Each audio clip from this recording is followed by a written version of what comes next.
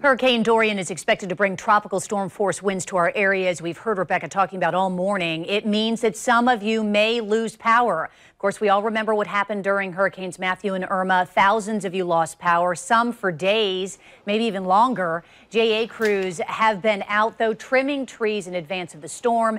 You know, many neighborhoods have these beautiful tree canopies, but these can cause a real problem during bad weather. President and Chief Operating Officer of JEA, Melissa Dykes, joins us this morning. Good morning. Thank you for being here. I do appreciate it. Thanks for having me. Are we ready? We are ready. JEA is, we're experts in this. We've incorporated the lessons that we've learned through the last two storms into our processes, so we're better prepared than we've ever been. We've invested hundreds of millions of dollars into hardening our systems to make sure that their systems are resilient. And just this week, we've stood up our Emergency Operations Center, we've pre-staged our materials and supplies, and we've actually requested some mutual aid assistance from outside of the state, in the state of Texas, that'll be coming to help us. We work together as a team. Our Emergency Operations Center works with our field crews, and externally we partner with the city of Jacksonville and our sister agencies to make sure that we can seamlessly restore our entire community after a storm event. Are there any parts of the community that worry you more than others, considering the fact that this is going to be a wind event for us, albeit tropical storm force, not hurricane force at this point, and also a rain event? It's both a wind event and a water event. So for our customers, we encourage them to be ready from a utility perspective.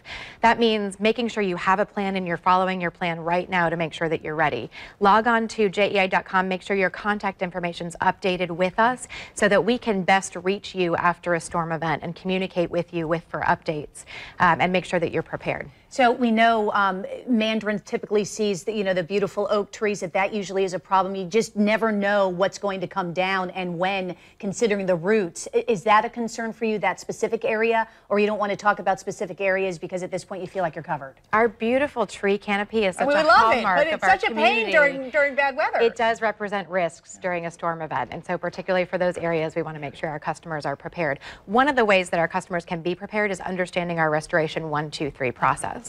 And let's, I want to talk about that in just a minute, but of course, part of this also lessons learned, as you mentioned. Mayor Curry said this, in fact, 2 days ago. The problem with that the city had with JEA and many of the customers was a really kind of a communication breakdown.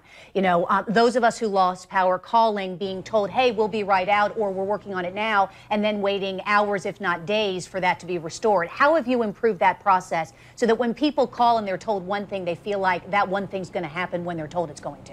It's a great question. We've done two key things to improve that process. One is we've made some investments in technology that help us to get better visibility into individual customer outages, and that'll help us to communicate more personalized information to customers.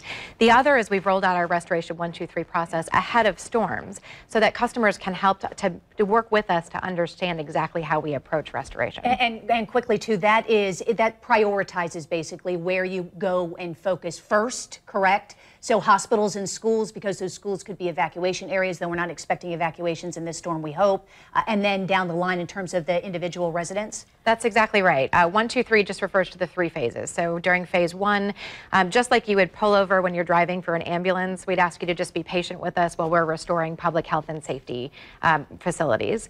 During phase 2 is where most of our customers will be restored. We're going to be working circuit by circuit and line by line to make sure we get the entire system back up. And in phase 3, there's always individual outages that have unique circumstances, and we're going to make sure we circle back to those outages, and we're not going to stop until every single one of our customers who can take power is restored. The lift stations, real concern that in terms of sewage. Has that been addressed? We've made significant investments into making our sewer system much more resilient through a storm. We've done that by hardening the electric system that serves those lift stations, but also by installing backup generation. At many of those lift stations, we also have mobile generators where we can go and deploy those mobile generators as needed after a storm. Well, thank you for being here. I appreciate it. As we start looking closer at this storm, particularly in terms of its direct impact on us, coming up next Wednesday, we really appreciate you joining us again, or at least on the phone, so that we can update our viewers. Thank you. Thanks, Melissa Dykes, for being here. Of course, she is the president and COO of JEA.